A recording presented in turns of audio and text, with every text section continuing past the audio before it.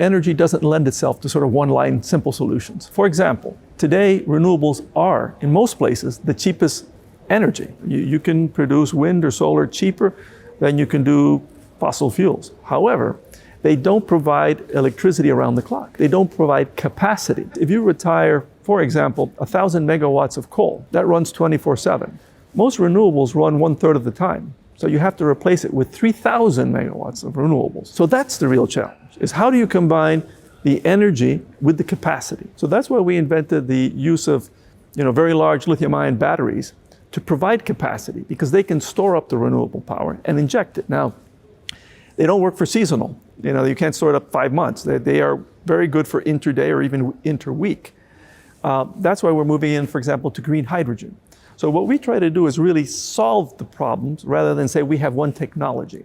So some of the things that we hear are, from both sides are sort of extreme. Like Europe's having problems with energy because it built too much renewables. Well, that's a non sequitur. The more renewables you have, the less fossil fuel you would need. But it is a problem of capacity. But then on the other extreme, I would say you get people who say that you can transition tomorrow. There simply isn't enough stuff. The amount of lithium ion you would need, the number of batteries you would need, the amount of renewables.